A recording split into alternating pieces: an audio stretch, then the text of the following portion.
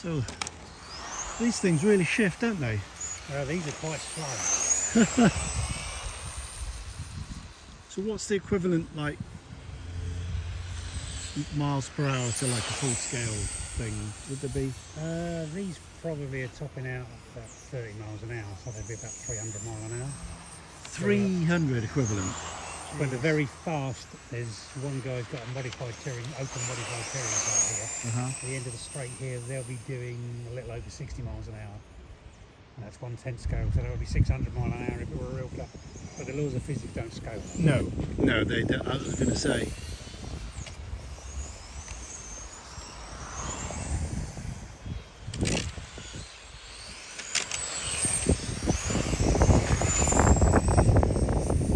These cars are effectively speed limited by the specification of the motor. Yes.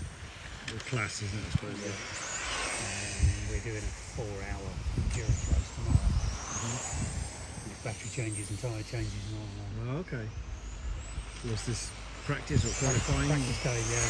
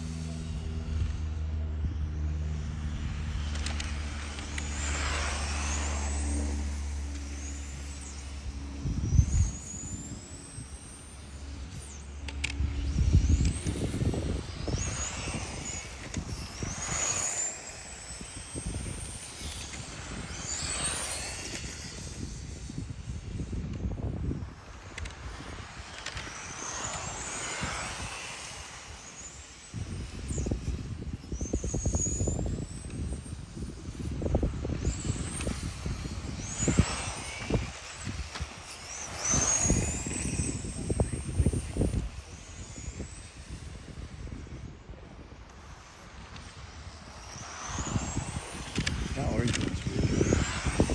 Yeah. And these lines are just cutting the, no Yeah. wasted space. No, that's my car.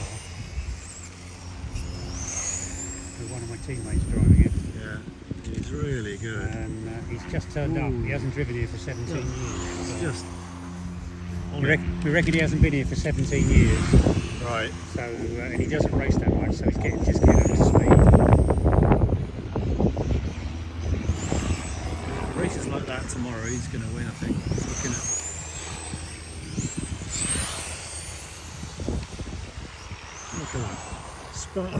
that. He's very good.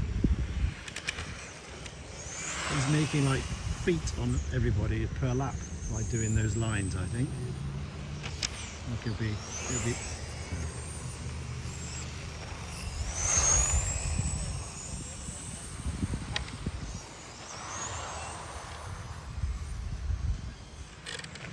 let's see an overtake.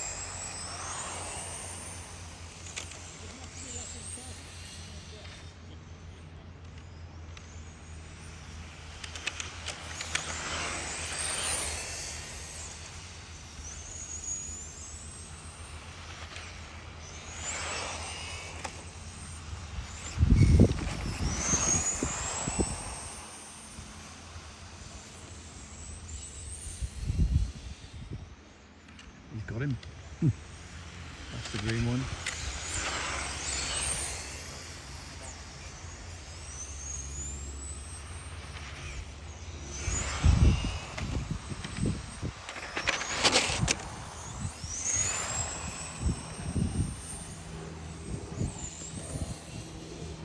How do they know where they are in position on the race? Have they got transponders in? Yes, yeah, they've got off where they are.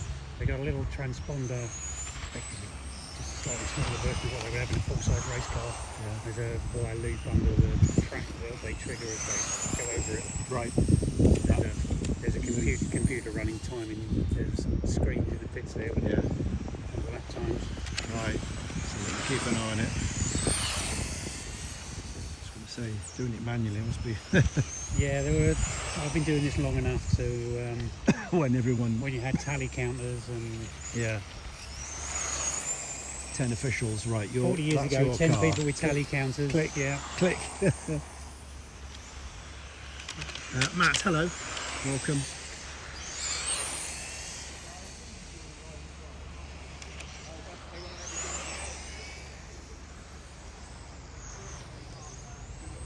I've just come across this. Here's a look at the aeroplanes, but I've seen some racing, so this is good.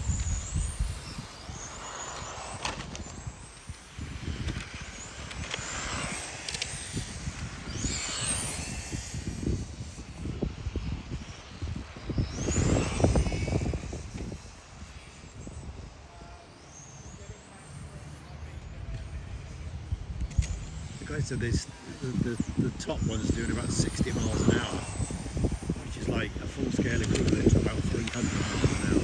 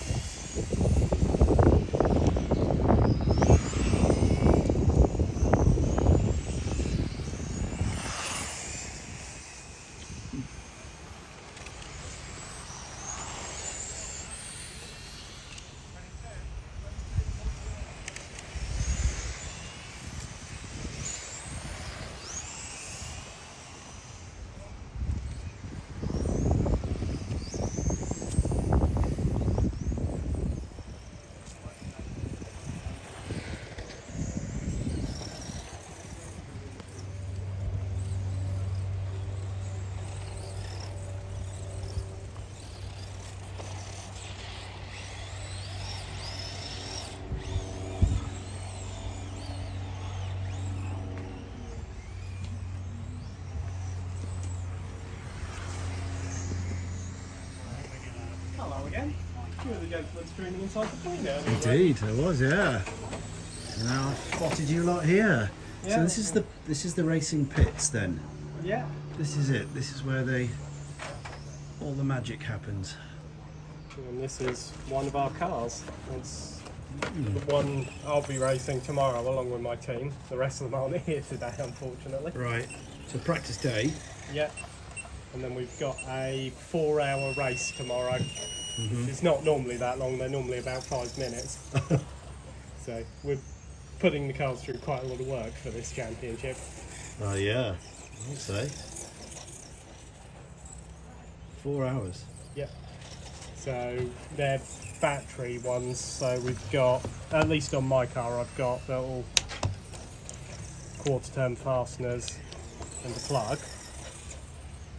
and that's how we do them quickly. Right. So it's how many changes would you do? So the batteries last about 25-ish minutes for our team. I think some of the guys here are able to get about half an hour out of theirs. Okay. So each driver's going to do about 6-7 stops. yeah. Each driver's probably going to do close to an hour each. Do you do tyres? Or will they run 4 hours? It depends a lot on Style how of- they're wearing. Yeah. So one of the races we had to go through 3 sets of tyres this Yeah. year, and some people have apparently managed to get through a 4-hour race on one set, but I've not quite managed to get our car to No. be that gentle on its tyres. Listening to the screeching on some of those corners, they ain't gonna last 4 No, hours. I haven't got them with me. I've got a few back at home that have completely disintegrated. Yeah. Thankfully not in races, it's normally in the testing that they've done it. I'll flip this over for you as well a second and see. So that's what a year of running outside has done to it. Right. Look at that.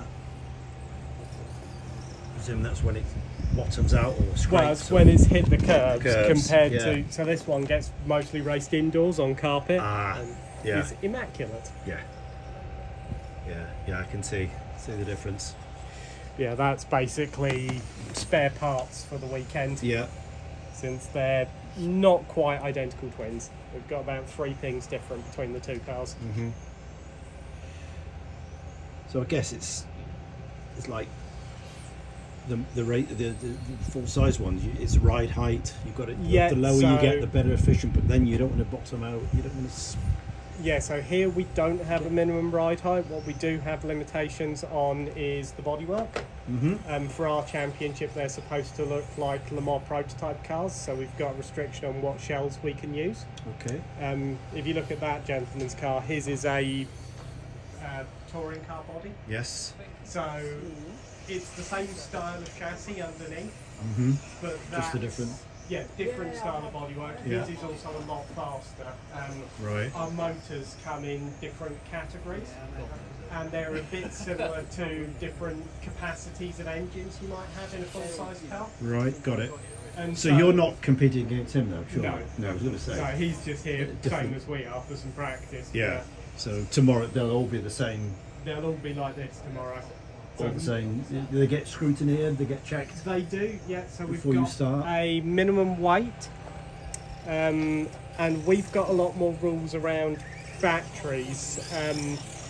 Generally, so we run lithium polymers, and they don't like being over discharged. So we've got a cut-off voltage set in the electronics package, and then we've got a voltage alarm which beeps and tells us, the voltage has dropped, you need to come in and change the battery. Before it gets Yeah, before it gets dangerous. too far out of spec. Exactly. And that's your charger. Yeah, that's my charger. And then there's the lots and lots of tyres. Oh, Okay, yeah. That's not even all of them. No, There's- I can imagine. Those are for tomorrow. Yeah, and your spares and your Well, and those are the wet weather tyres, just in case it rains. yeah, So I of think course. it is. Yeah, got stubbies on. Yeah, Yeah, so yeah. just in case it rains tomorrow, we've got those. And I've got 2 sets just in case. Yeah. We're about as well prepared as we can. Yeah, be. yeah, you can be for all eventualities. Yeah. Well, because 4-hour race, if something goes wrong, we want to try and fix it and get back out Of there. course you do. Absolutely.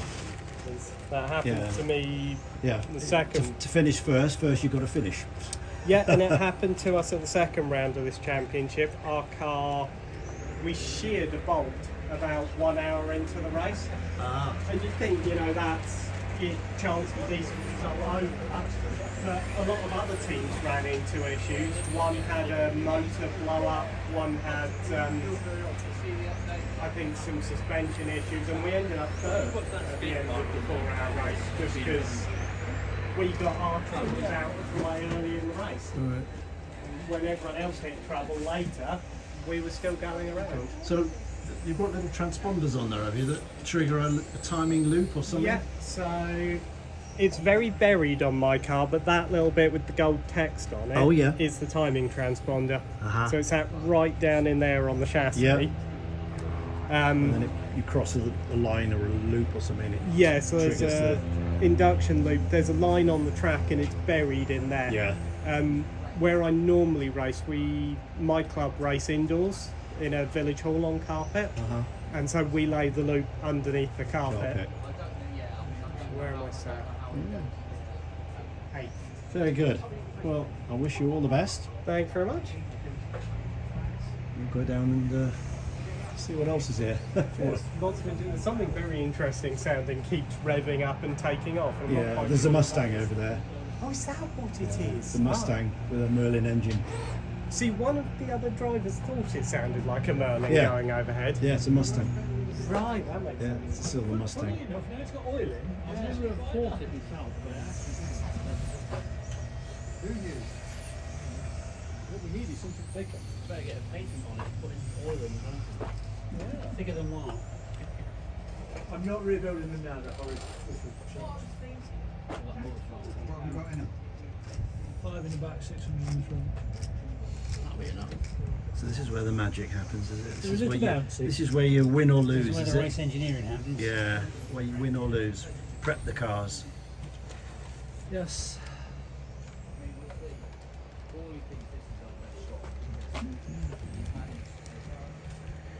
You can't use this footage.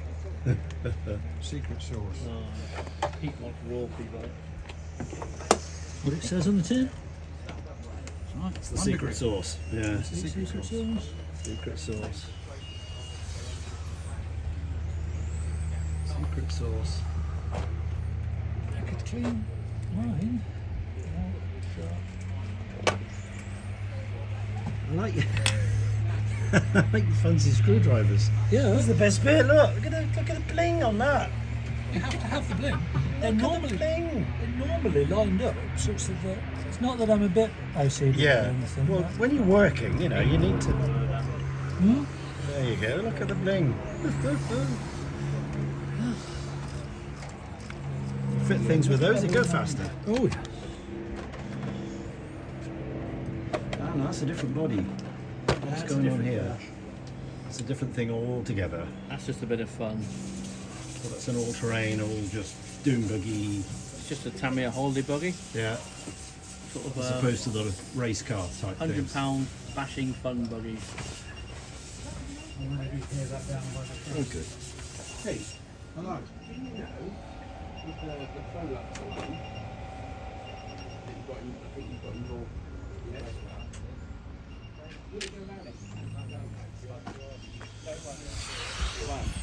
It won't go louder.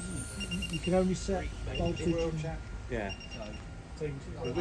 We didn't hear it, and then it just.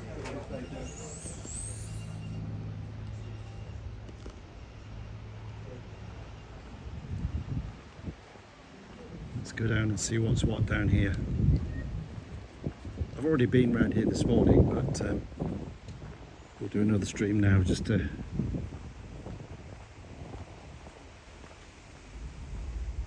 I came here for that today, the Britannia. She's beautiful. I had a good look round this morning, but there's some activity beyond that. So we'll go and have a look down there and then I'll come back and finish in here. Who's there? Sorry, the screen's really bright. Reese. No, it's a Bristol Britannia. It's a Bristol Britannia. Sticky, hello. Welcome. Welcome to RAF Kemble.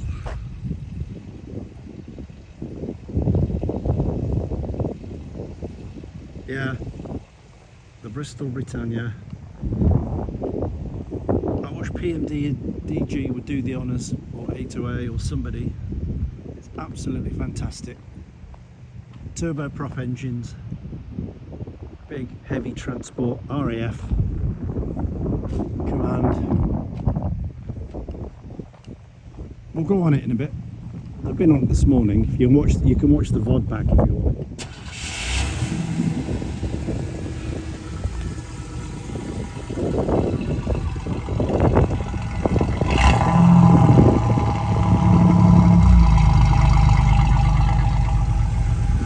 Oh, look at this! Oh, how cool is that? Hello. Hey! Look at this, guys. It's the Night Rider. Look at that! So many buttons. There's lots. Oh, that's fantastic. That's cool. Well done. It says don't go on the motorway. It says go off at Yates.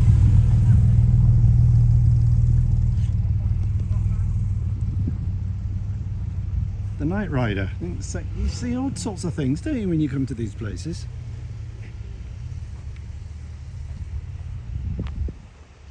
So we'll go and have a look on that again in a minute. I think I'm daft going in twice.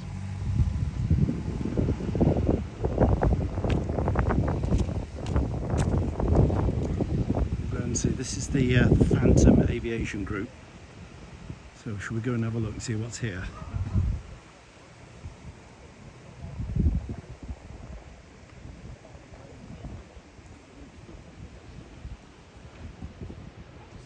It needs a paint job, doesn't it?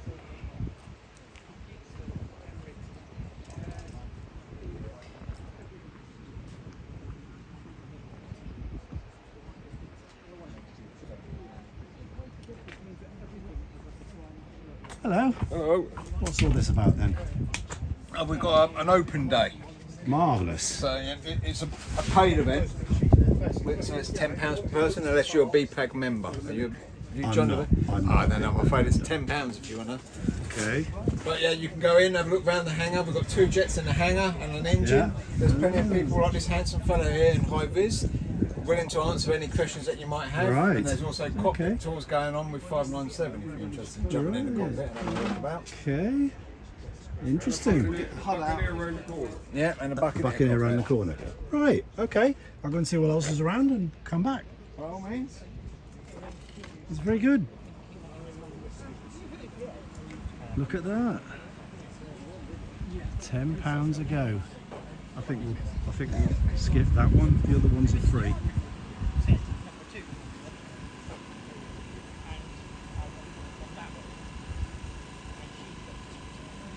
$72 drive from Sydney. Yeah. No, I came for the Britannia, so I didn't know this was here. But we can have a look from the outside. I'm not going to waste time. I haven't got time to be honest, do it justice.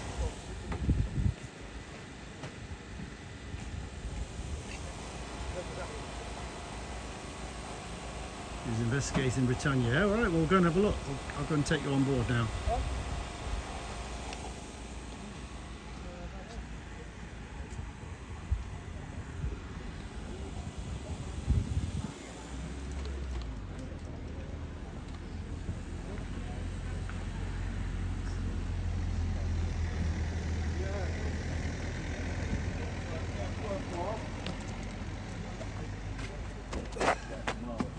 Look at all this stuff. Scavenger parts or what? They're worth a lot of money if you can find them. Yeah. Are there people rebuilding these things, are there? Yes, me. All right. Right, I'm going to get my car quick.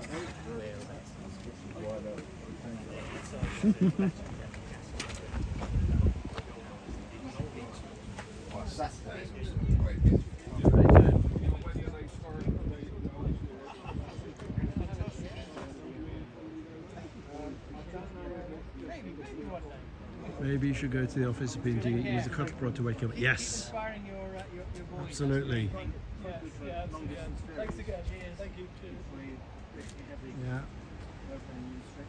Yeah. Tell him it's right here, look. You can come and do all the recordings you want, all the measurements you want on it.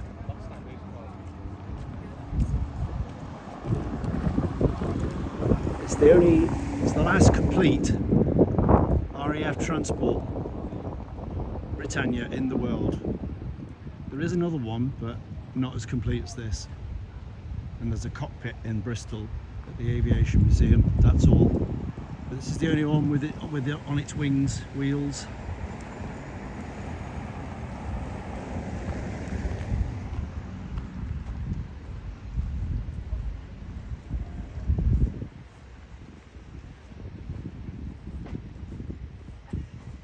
Look at those.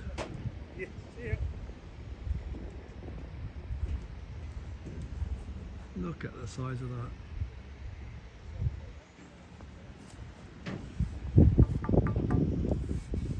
Slice you open, wouldn't it? Clear prop.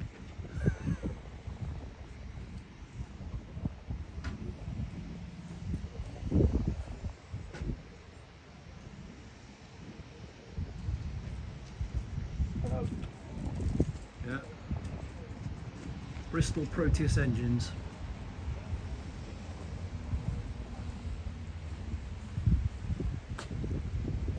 Start cart.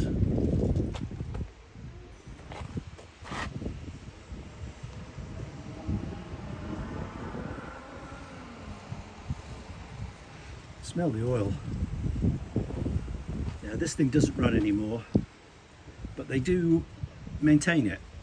It's run by a set of volunteers, and they change the tyres out. They swap them over, they rotate them, so they have to jack everything up. So yeah, it doesn't tax. It used to, for a few years once it first arrived, they used to turn the engines over and run the engines. But it just got so expensive for the oil and stuff like that that they haven't run for a while, and they've drained all the oil off now anyway. So you know, even if they wanted to, they couldn't now.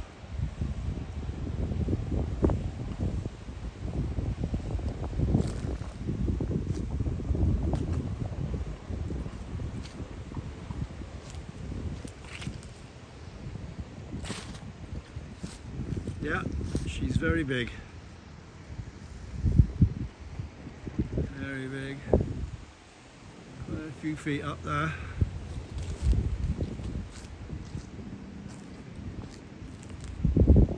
Yeah. Heavy lift transport, RAF. It was designed, spec'd for the RAF, built and designed by Bristol Aeroplane in Filton, and then they outsourced it all to Shorts in Belfast to actually build them. So this was built in Belfast, designed in Filton by Bristol Aeroplane, because they didn't have the capacity, because they were building something called the Concorde at the time in Filton, so they didn't have any room to build this thing as well, but they designed it there.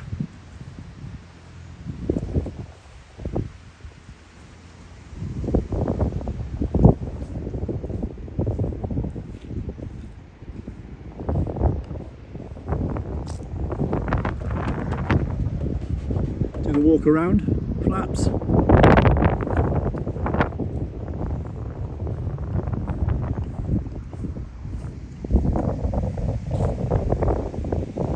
Leading edge.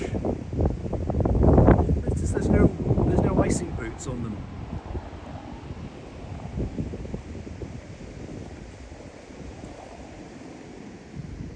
There's no icing boots on them. Turboprop, yeah. The turbo engines. They're not turbine, they're not jets. They're turbos, so they've got two compressors, one at the front, one at the back. It spins it up. So they can't go as high as the jets can.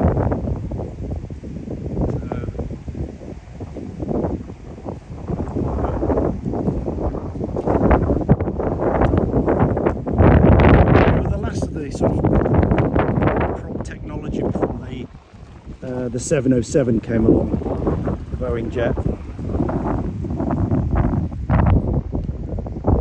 Regalis it's called. The pitos.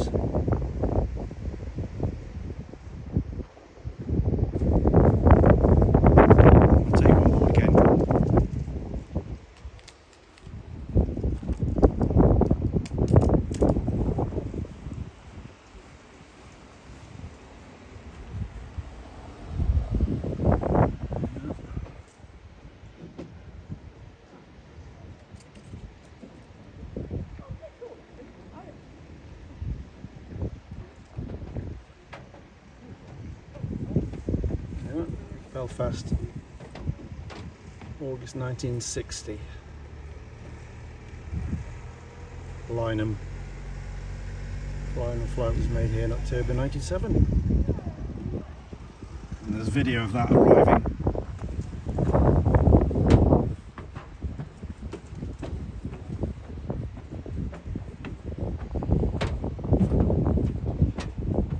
But where's Lewis? Let's get him in here. Can 828 build this for me, please?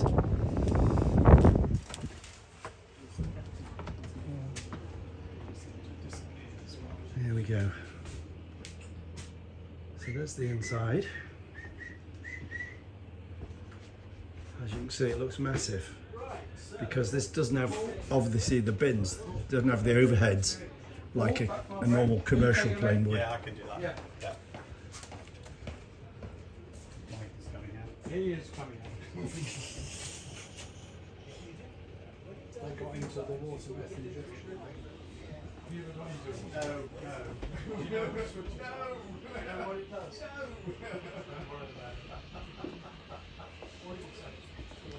And Sticky, you probably noticed something. Look at the layout of the seats.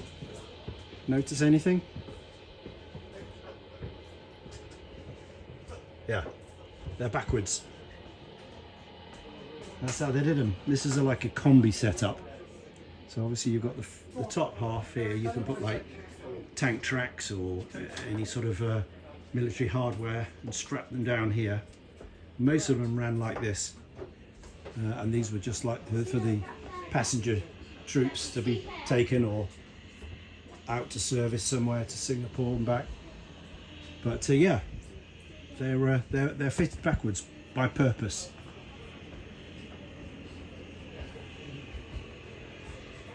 It's for safety, I think. You can get away with, they said, a lighter frame or something if they're built this way.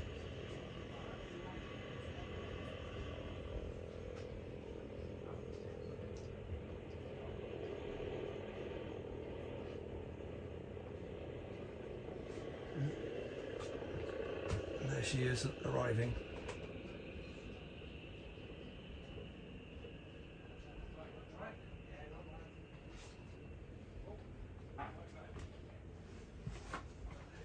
Galley.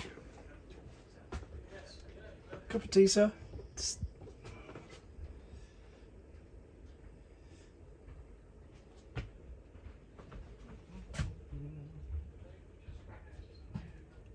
Everything's here, look.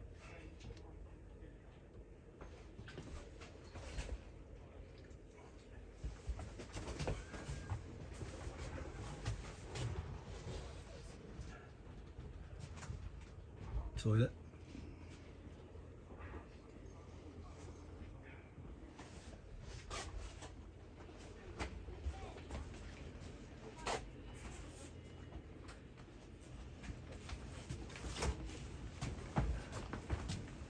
We don't normally fly the aircraft that low, to be honest. No, that was low. It was, wasn't it? Well, one time we looked Very low. 2 feet off Hello the again. ground. Brought somebody else to see you. Sorry? I brought somebody else to see you. They're all commenting on the stream. We're live on the internet now. Oh, really? Yeah, around the world. So Oh anyone my can, goodness. Right. anyone can log in and watch us. So Lovely. he says hello. This guy's from Sydney, Australia. Oh my goodness. he's Do watching. you come around here often? Not often, but No. from time to time, Yeah, once or twice a year, Oh, right. just to see what you've been doing, what you're up to. Oh, right. Yeah. Yeah. No, it's a lovely aircraft, and it's just nice to sort of keep it going, to be honest. Yes, that's right. Yeah. Because once it's gone, isn't it? And it's the only full, complete one. So easily lost. Yeah. You know, and there's a very small group here who sort of keep it in such good condition. Yeah. They do brilliantly. Yeah, absolutely. Voluntary Yep. service. Keep it Yeah. mechanically up together so it doesn't sink. No, well, you're absolutely right. I mean, I couldn't believe it when I sort of I volunteered for the first time about 4 years ago, and when I came up those steps and came on, it was just a flashback to a previous age. You know, it was exactly as I remembered it from the 70s. Yeah. So, Yeah. Did you fly in this configuration with the all the time. I mean, part? the number of seats varied a bit. Mhm. You might have more seats, you might have less. Yeah. It depended. You know, obviously, you were going to a particular destination. Yes, and that would dictate whether you Yeah, wanted more how troops. much freight, more- how many yeah. people, and Yeah. it was infinitely variable. Mm. The only fit I never really flew it in was the the medevac fit. Okay. We could take 55 medevac patients, Yeah. but I never got to fly it in that fit. But you could have an all-passenger fit, 115 passengers, Mhm. or these sort of mixes that we were Yeah, talking yeah, about. yeah. So, Yeah, I gather obviously the commercial fit after the military was all passenger then, I guess. Yes. Is the way they... Yes. Yeah. Yes. We had 23 of these aircraft. Uh-huh. 20 of them were like this, the Mark 1 with the reinforced flooring, Mhm. and the cabin door there. We also had 3 of essentially the commercial ones, which were just basically a full passenger fit with just full seats and wasn't used for much else. It was just the passenger one. Right, got it. So yes. Sorry, Captain, would you mind just telling me your name, please? Yes, Mike Remlinger. Mike Remlinger. Remlinger, thank you. Yes. Thank you. And what was your rank in the surface? Well, I Were you was captain or I was flight lieutenant, squadron leader? well on the squadron. I was a flight lieutenant, and I retired after 30 odd years as a group captain. So Mike, thank you. yeah. So Thank you very much. I'll let you finish. no, thank you Your very food. much. Thank you. Okay. There you go, group captain. And he flew these things. We had a good chat earlier. Look at that. A model.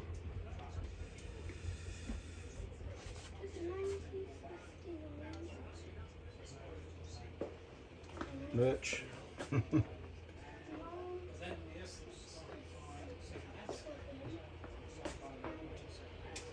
Yeah, because this is obviously the reinforced floor, not part of the standard fit. So it's very heavy. You know, you could strap tanks down on this, or armoured vehicles or whatever. So they did half of it on the reinforced, and then the passenger half, combi half up there.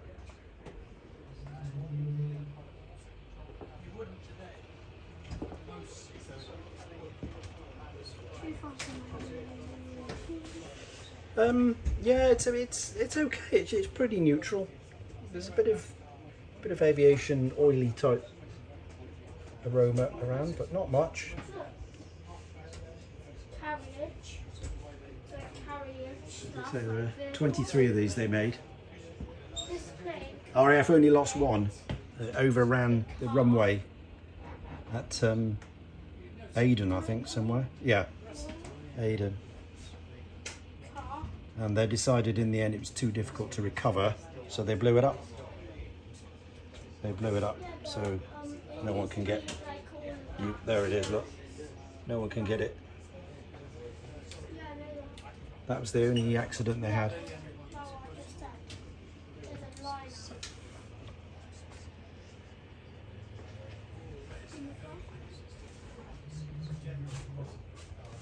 It's at Lynham servicing place.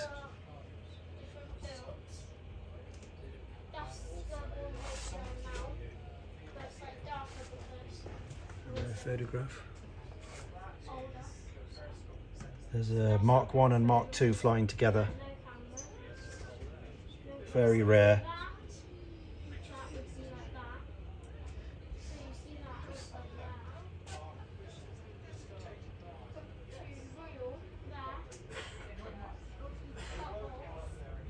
Some bobs. Where would they pick the car? Then? Yeah, but why are there seats over there? Because there would have been seats all over the ground.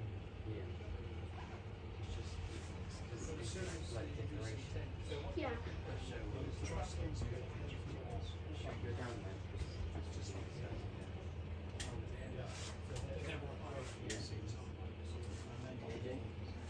So there's one that's built at Filton, it's the earlier one.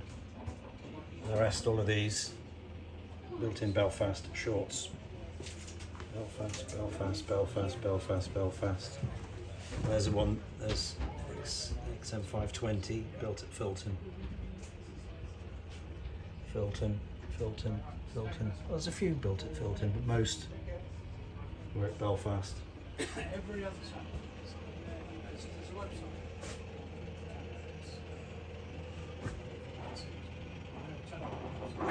the captain who brought it into Kemble, last one who flew it.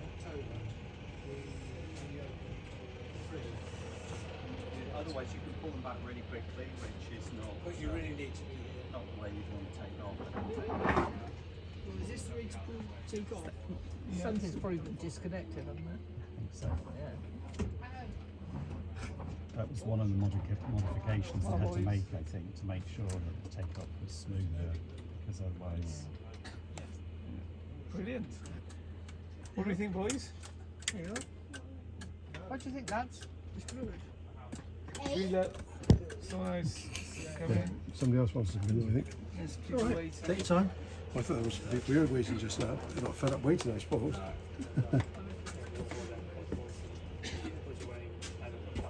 Yes, yeah, yeah. And that is the undercarriage that one's going to We'll get up front in a minute for you.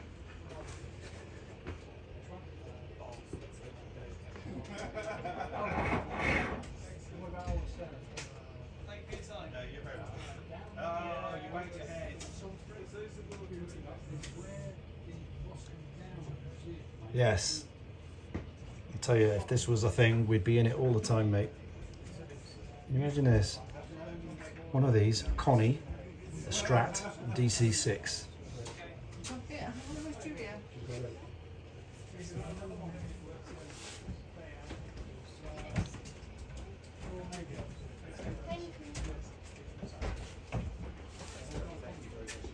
Oh, pleasure.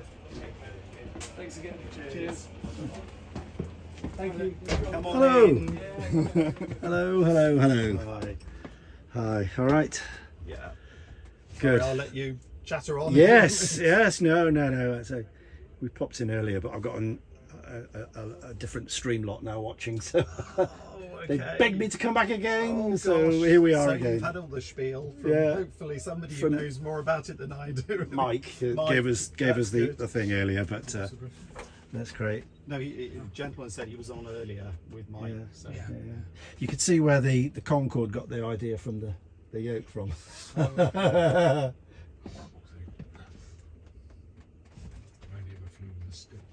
We couldn't fly this, we just... So Am I right in thinking Sticky, it was a 5-man crew, 5-man flight crew.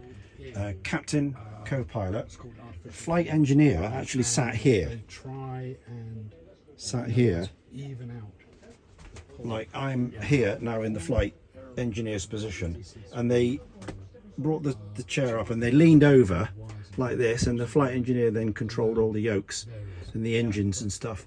Captain didn't touch it, so the flight engineer sat in the middle, When this first came out, because and then over that side was moves a little trim down. Yeah. And then the rest of Right. this was the navigator station. This was the navigator sat here with his bubble sextant for taking celestial shots. But it's all here. Yes. Everything's still here as it was. So that's the nav.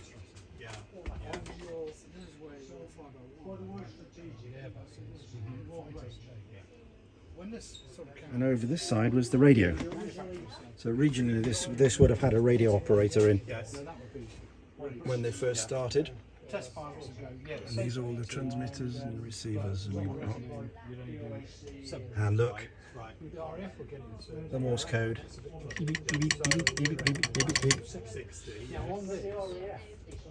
That was the nav. But then later on, they put the navigation stuff up top. They put the radios up top here. So they're all the radios there now. So they did away with the navigation. The radio man. So it ended up with a 4-man crew. As the for the rest of its service life. He wants to go up as sharp as he can. Yes. I will allow him that. Yeah. The kbps has dropped a bit here. I'm not sure if it's still stable enough, but hope you can see it. Standard 6-pack. You could probably only pull about 2G.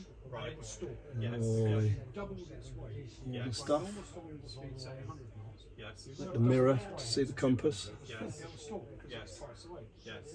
If you're doing 600 knots, Yes. Pedestal. Right. Okay. so Start one. Yes. And obviously the weight. Yes. Fuel switches. And obviously co-pilot stuff. Right. That's all the fueling down there. I mean, you could exceed it easily. The other question I was asked is, what's the maximum payload? Do we know what this is? About 15 15 tons. Right. Okay. Bear in mind, payload, fuel, Loads of stuff down there. you get one for the other. Right. You just set them Okay, so if you've got no fuel on it, say Yes. you're going to 8 or 1, Yes. you might be able to put more on. Oh. Okay. Okay. But if Yes. you've got full of fuel, Yeah, it's not great view, is it? It's quite small windows. You'll have less. Right. Okay. Feels a bit If claustrophobic. you're going across the Atlantic, then you would have less. you would have less. Depending on how much fuel you have to put on to get Yeah. across it. And that would have been There's another one. And then that overhead's obviously. right. And that is irrespective of Where you're going, you're not allowed to go over. Yes. because when it's sitting on the ground, that's Yes. the weight on the indicator. Right. Ah. Yes. Of course. And then Yes. also lifting off. There you go. Yes. Yes. So you've got a max takeoff. Yes.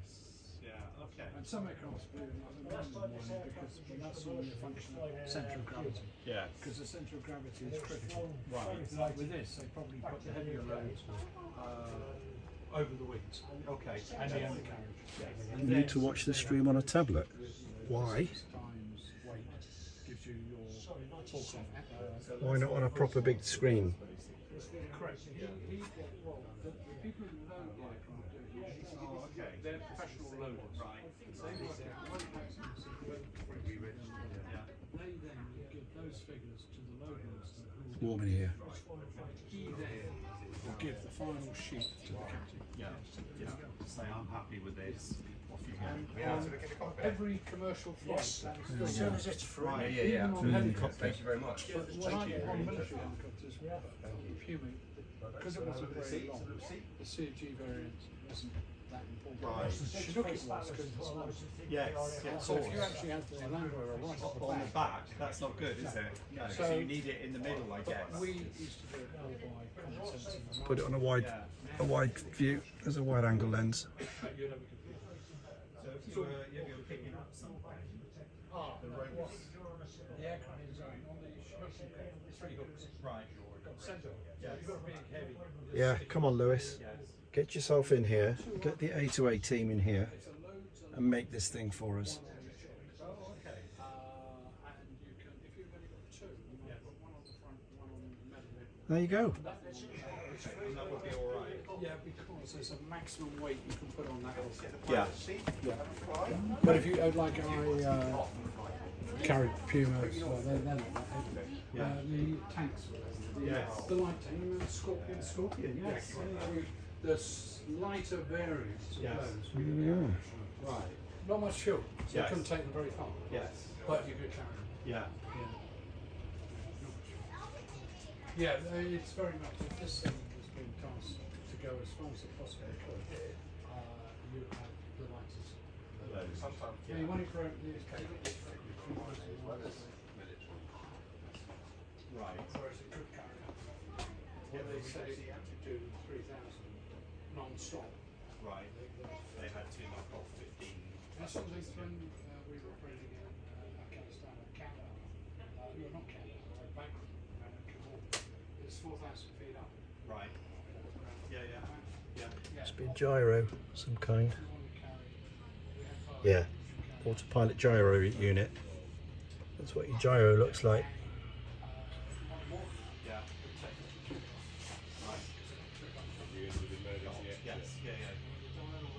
Sweet. Money. Sorry.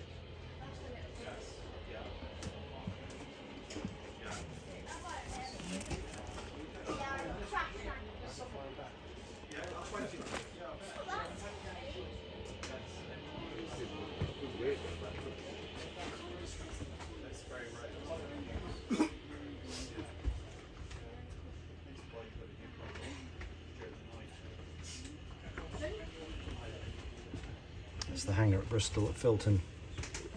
What, this one? Yeah. Yep.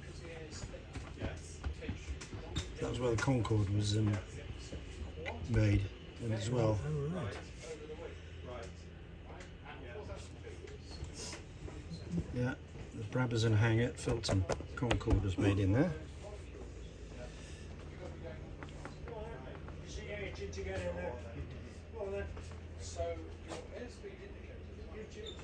It's working.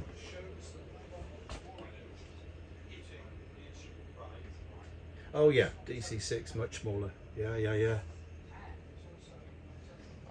Definitely.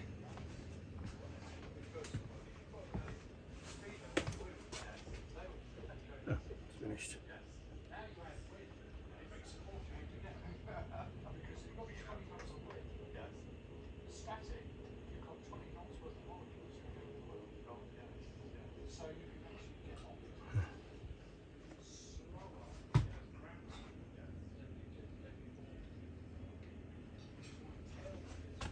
Yeah.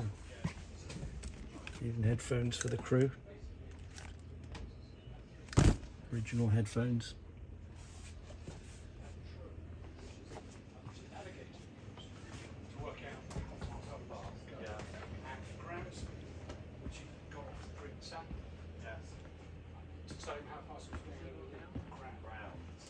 Because you can have those three speeds. You're going to New York.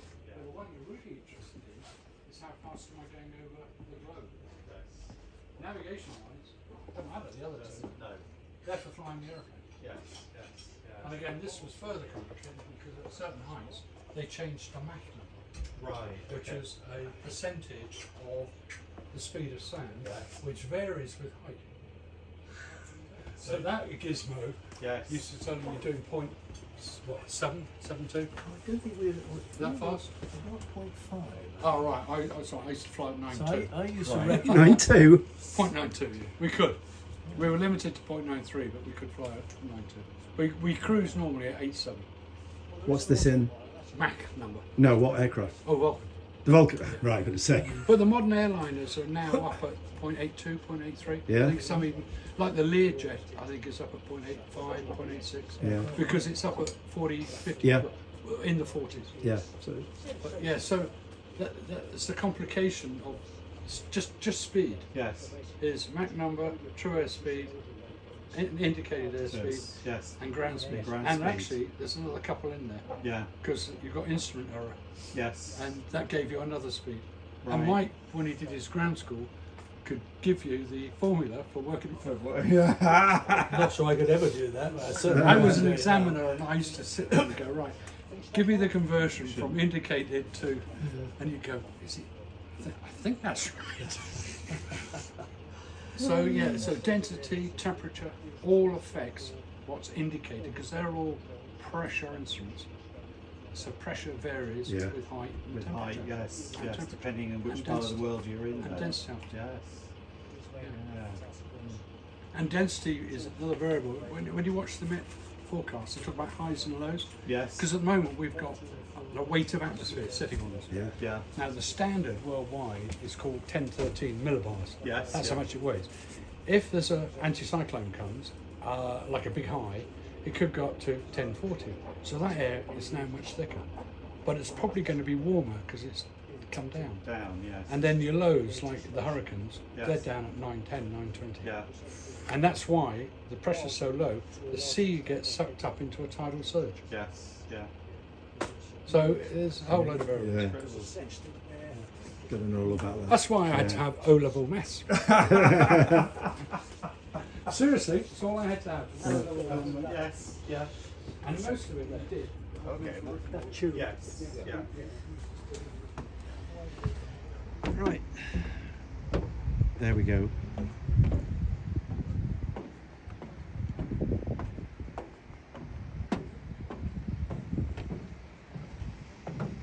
There she is, the Britannia.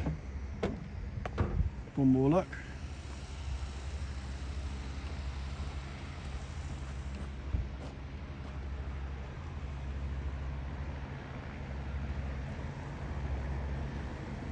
Back to normal.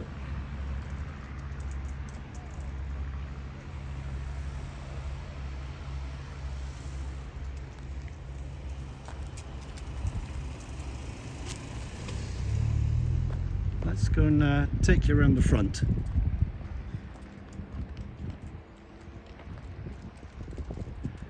Yeah, no worries. If you've got a few more minutes, I'll take you around the front where the main action is.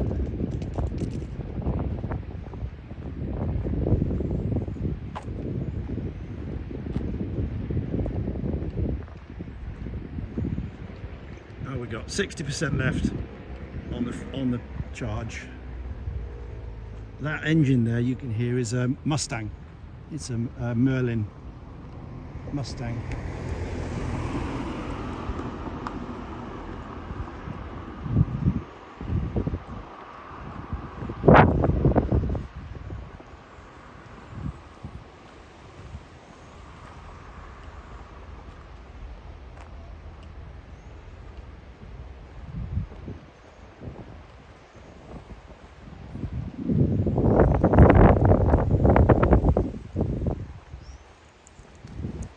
I think it's very breezy up top, so I'm sure the audio will be very good. I've only brought my normal studio mic.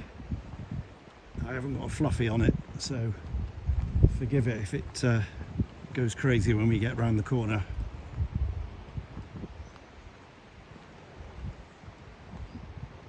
We're a bit further down here on the lee side of the main runway, which is the other side.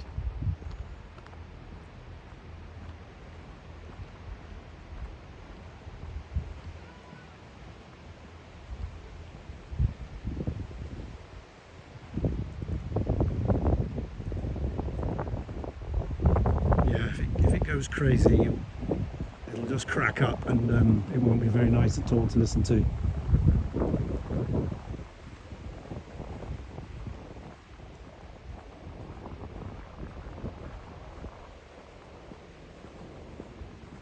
But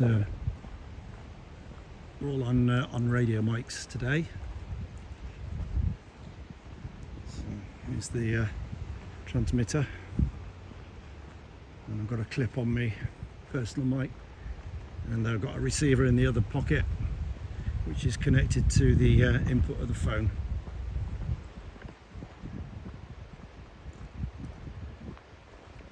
Like the cracking on the apron, yes. So this, if you didn't know, is called Cotswold Airport now. But back in the day it was RAF Kemble. And it was home for many, many years of the RAF aerobatic team, the Red Arrows. This was their home. And there used to be an air show here every year, which is when we came a lot to watch those air shows. But they left sometime in the 80s. They went to RAF Scampton. And then that closed down. Now they're at Coningsby. I think they're at Coningsby.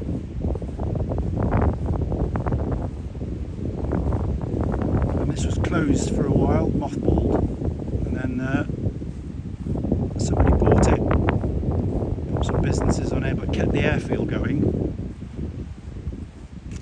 It's a private airfield, GA, private jets, all that sort of thing, and it became a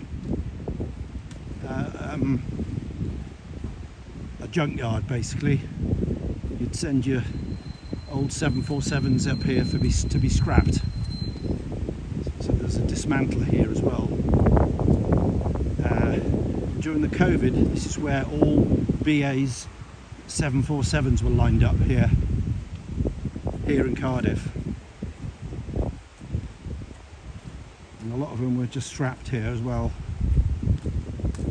except one, which we'll see in a minute.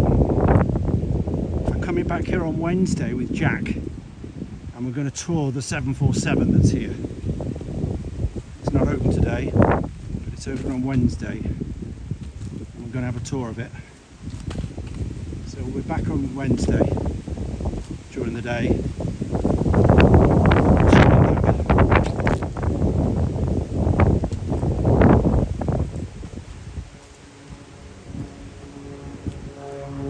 Yeah, just look for RAF Kemble or Cotswold Airfield. And there's the 7-4. There she is.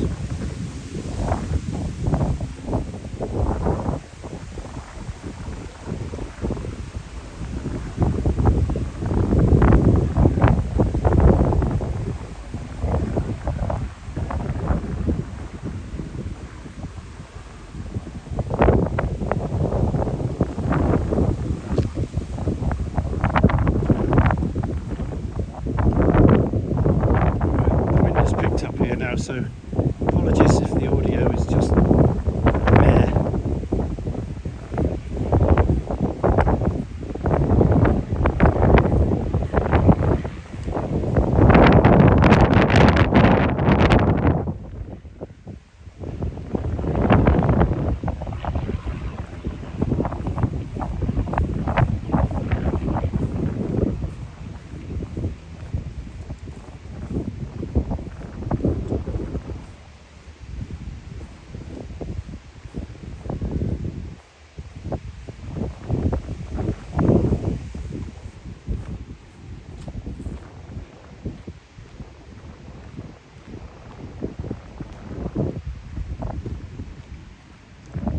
There's some A319s there, a bit salvaged, no engines in, bits of flame missing, some wings gone.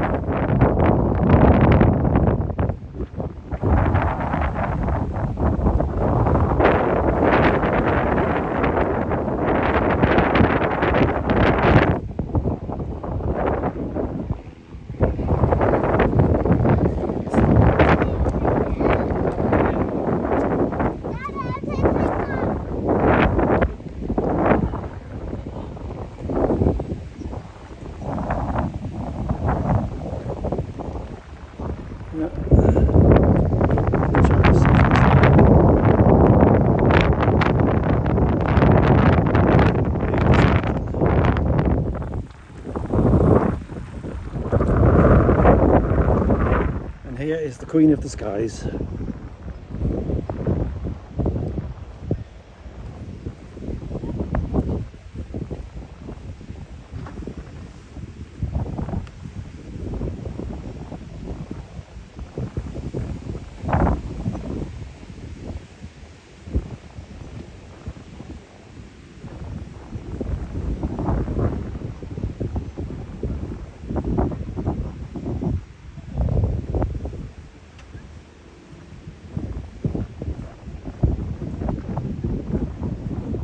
Must be some sort of event on today.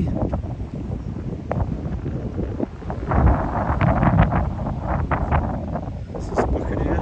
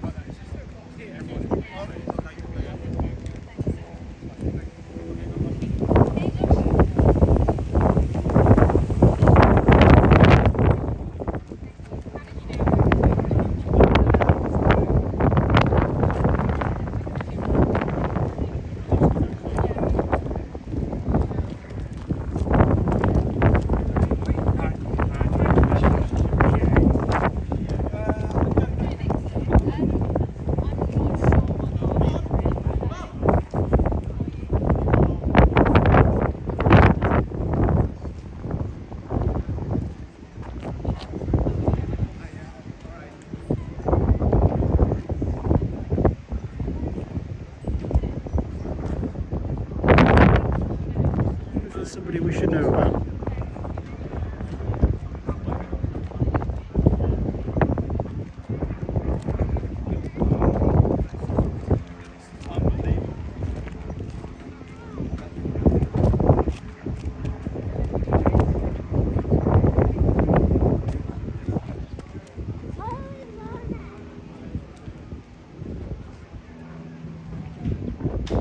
Security. There must be some celebrity or something having their wedding on the 7-4.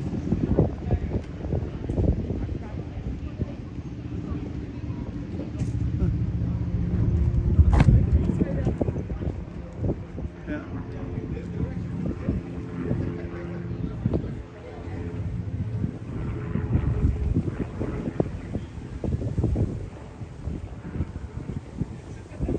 Cotswold Airport, EGP BP sticky. EGBP.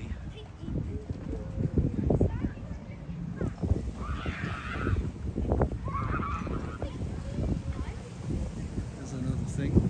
Hunter.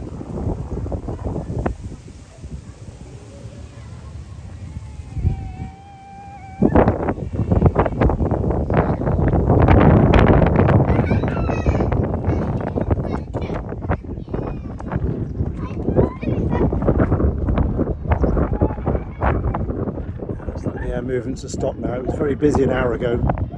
All sorts of things coming in and out. B, Echo Golf Bravo Papa. Here's the Red Arrows Gnat. This is the Gnat. This is the aircraft they used to use before the Hawks, when they were based here. That's the Red Arrows Gnat.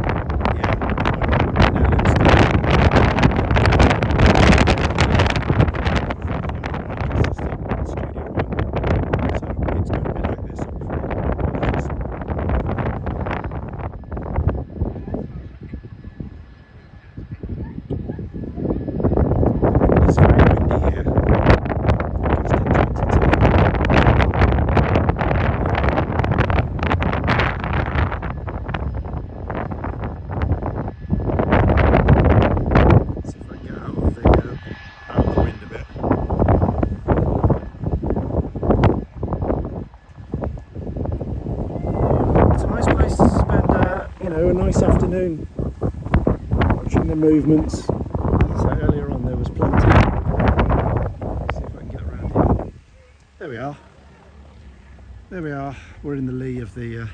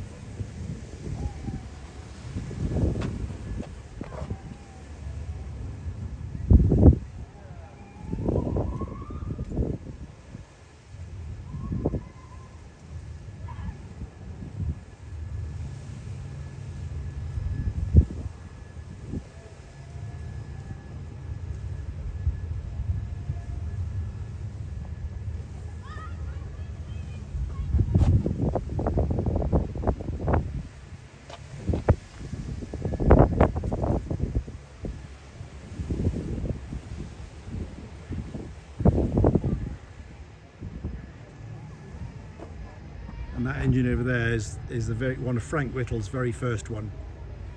Let me just put it on a zoom for you. 3 times. There you go. That was Frank Whittle's very early 1944 jet, the one on the left. That was the first one. The Gnome, I think he called it.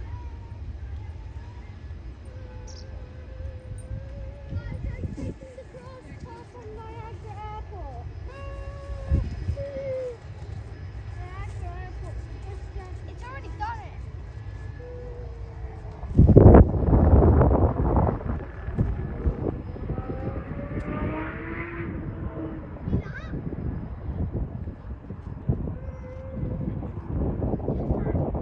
But yeah, there was a 2-seat Spitfire here earlier this morning when I arrived, doing rides. And then there was a Mustang. And then we've had a Chipmunk, as well as the Cessnas. There's one coming in down there.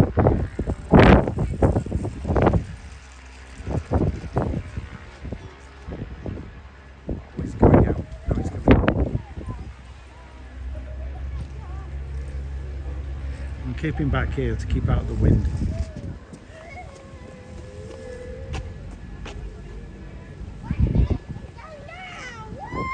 Yeah, there's not much action now. It's all quieting down for the day.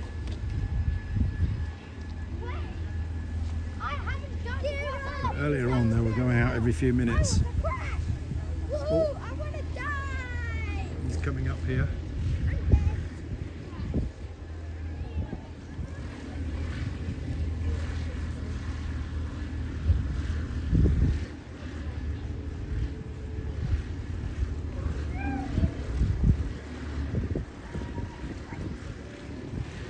Is that a Comanche or a Warrior or something?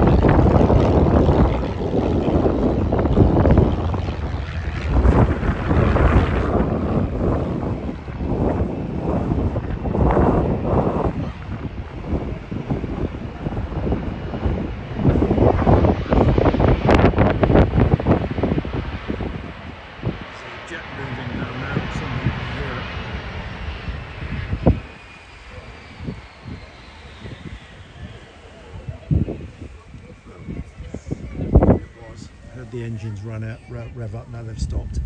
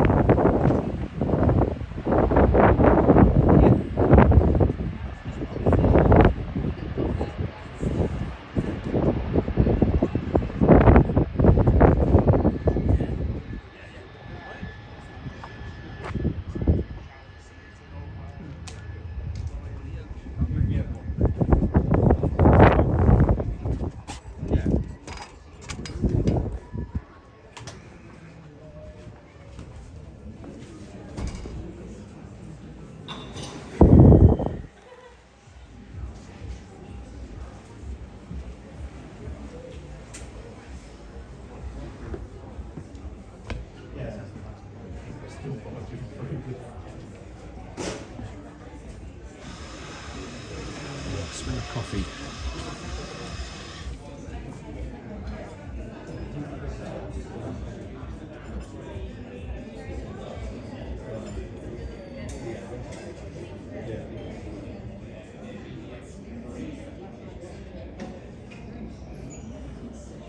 Piper Archer, yeah. Never can tell what those things are. It's either Archer or a Warrior or something like that. Or a Comanche or a Cherokee. They all look very similar with those upward facing tetrahedral wings or whatever they call them. Anyway.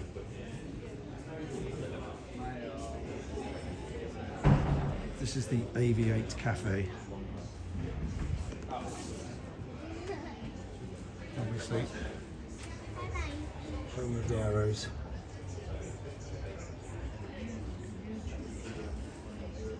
Hurricane, Spitfire, Lancaster.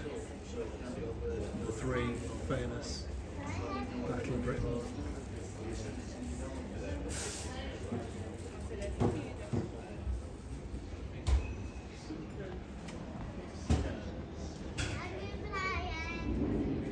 '66 to '83.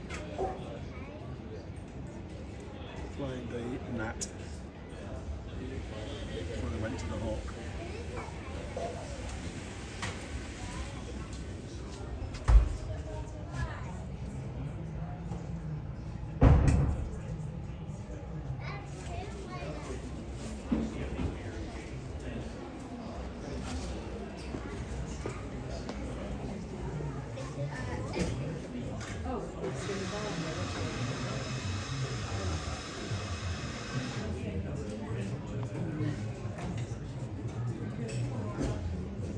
There's the leaving board.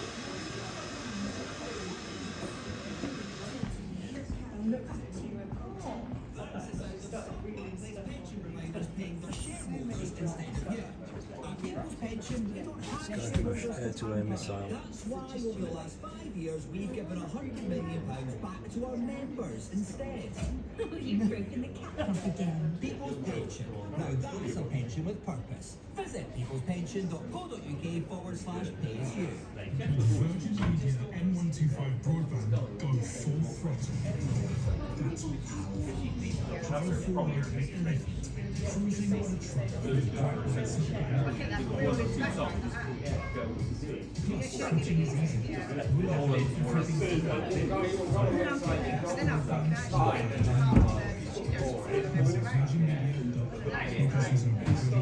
restrictions and budgets apply. Please notify online as 24th September 2025. Get away with EasyJet's Big Orange Sale.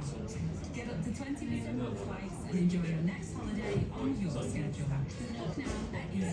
Book now at easyjet.com.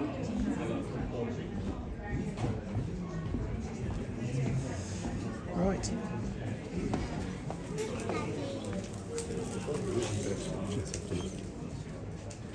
think that'll probably do us for the day. Things are winding down.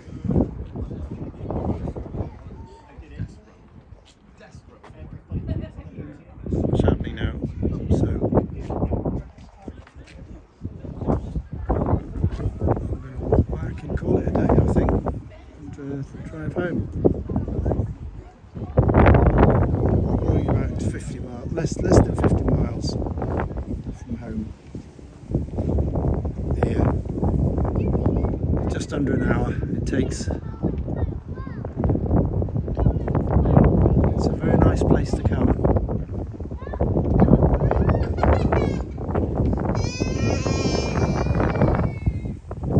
Watch all the movements.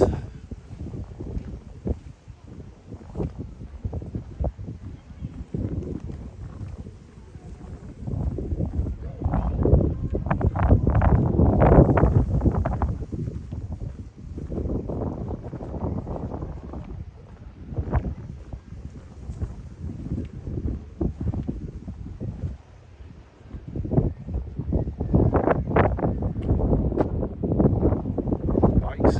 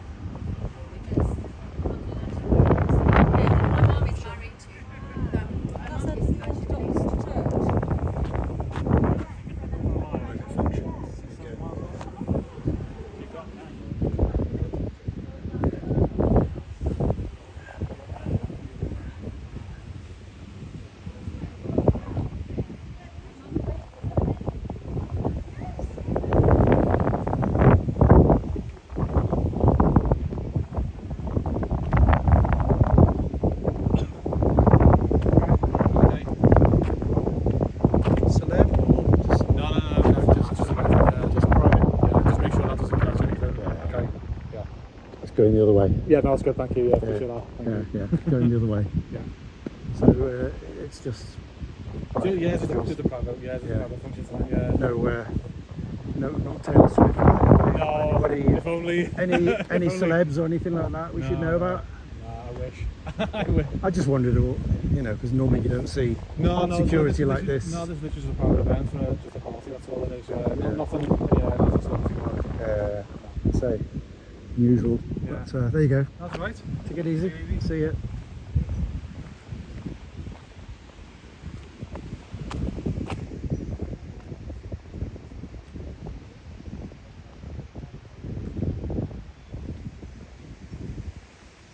They're not giving anything away, are they?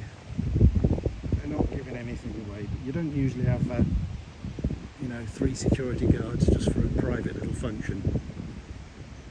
So,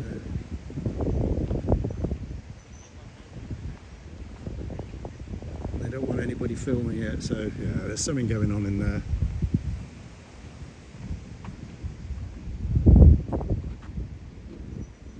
Something going on in there. But I don't care. Right, let's go. Good day today. Hope you enjoyed that little tour around. As I say, the fog from this morning is still up. So if you want to see this morning's tour around, go and catch that.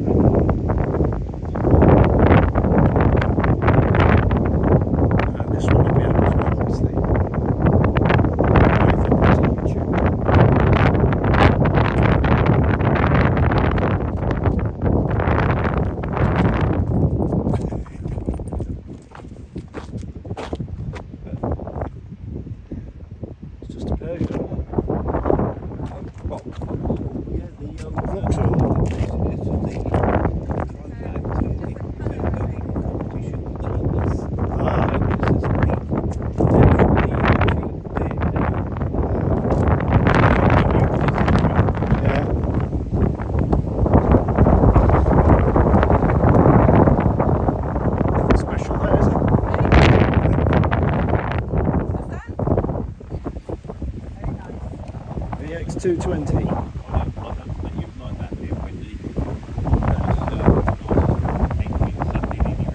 Yeah.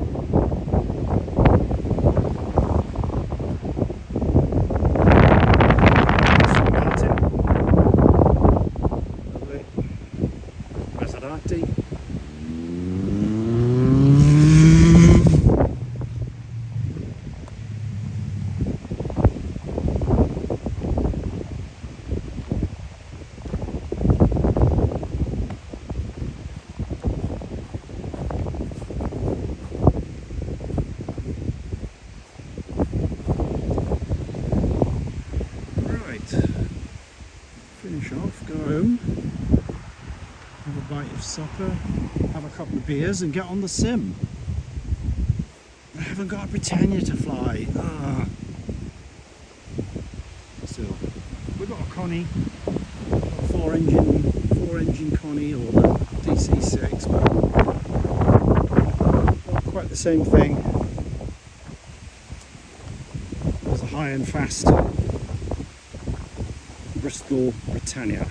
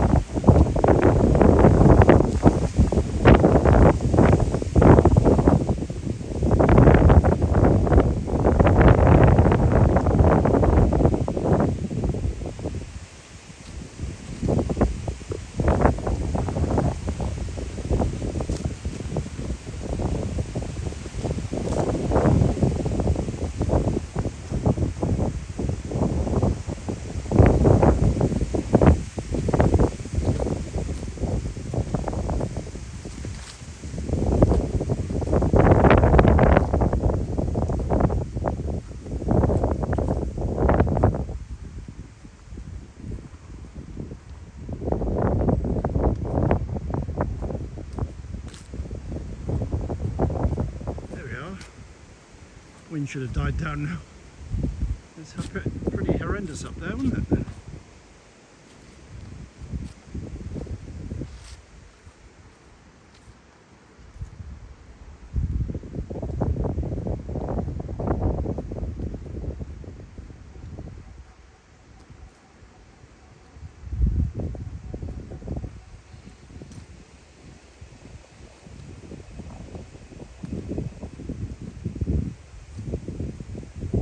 So we'll go back on the channel later tonight. Don't know what in. We'll fly somewhere, something.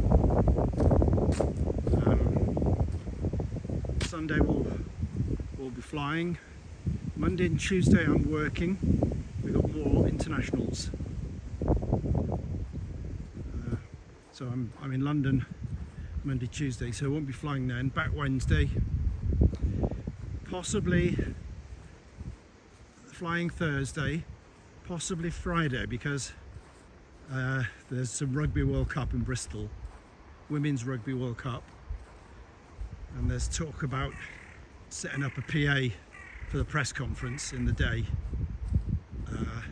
so I won't know until early midweek whether that's going to happen or not, so I may or may not be flying Friday.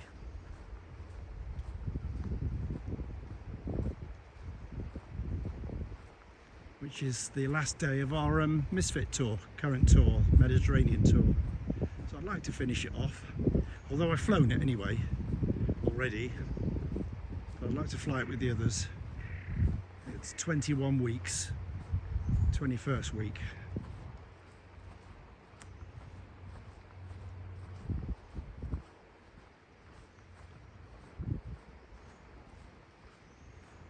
But I'm not sure.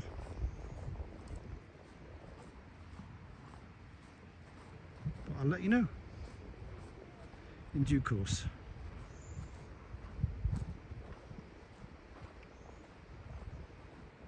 I think the Lancaster's had an update, so I might go and grab that.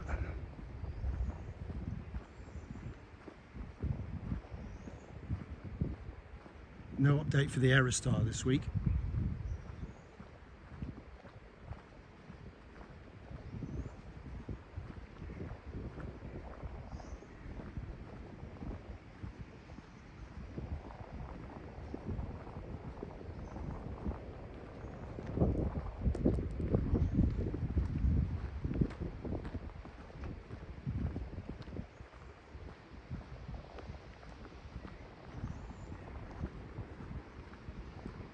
There's a model racing club there. I'm practicing, I've got a race tomorrow and I'm practicing today. They're quite good, those little things. Equivalent of about 300 miles an hour. They were saying they go along about 60. When you scaled it up, it's about 300.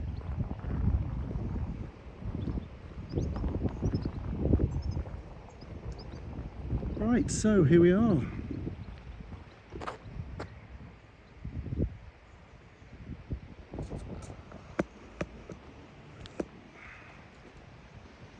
Back at base.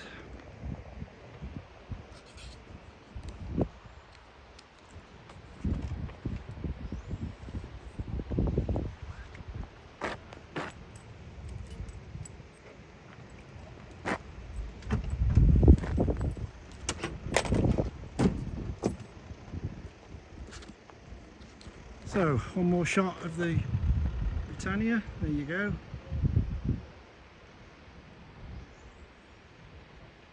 And as I say, we'll be back here on Wednesday to go around that 747 with Jack. Don't know what time yet. It'll be middle of the day sometime.